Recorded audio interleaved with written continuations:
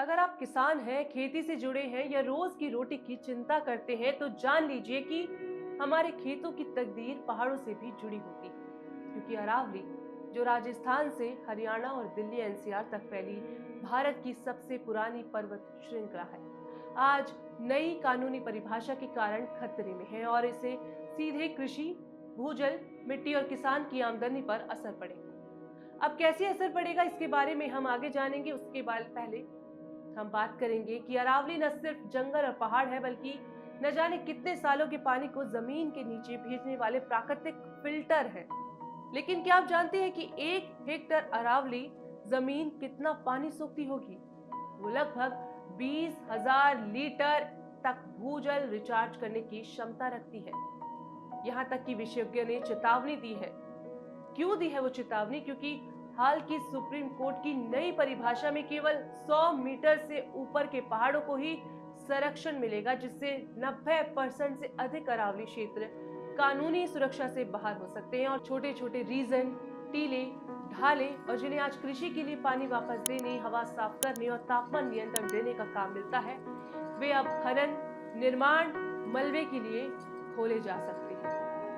अब आप सोचेंगे कि आखिर इससे किसानों की जिंदगी पर क्या ही और क्यों ही असर पड़ेगा, तो इसका सीधा असर किसानों पर ऐसे पड़ेगा कि अब भूजल स्तर और गिर जाएगा।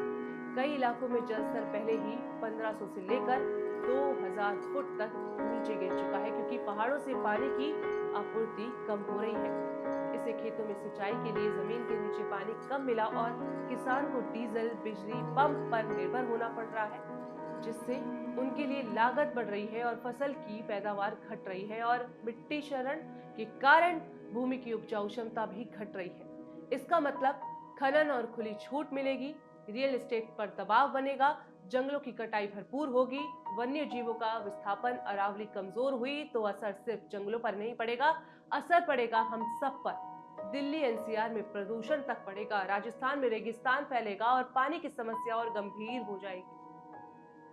शोध बताते हैं कि 1999 से 2019 के बीच अरावली में लगभग 41% वन क्षेत्र कम हो चुका है, जिसका असर सीधे जल रिचार्ज पर पड़ेगा और पानी की कमी, मिट्टी और रेगिस्तानीकरण के कारण खतरा बढ़ जाएगा। परिणाम स्वरूप किसान अधिक लागत, कम उत्पादन, पानी की कमी, अनिश्चित मौसम के सामने मजबूर हो रहे हैं और अगर आज सुप्रीम कोर्ट की दी गई परिभाषा को ठोस रूप से लागू कर दिया जाए तो आने वाले दशकों में ये संकट और गंभीर हो जाएगा, क्योंकि भूजल गिरने से खेती, पशुपालन और ग्रामीण आजीविका पर गहरा असर पड़ेगा और हमारी खाद्य सुरक्षा भी कमजोर होगी। इसलिए ये मुद्दा सिर्फ पर्यावरण का नहीं, बल्कि भारत की कृषि, किसान की कमाई और आने वाली पीढ़ियों के पानी और अन्न का प्रश्न है।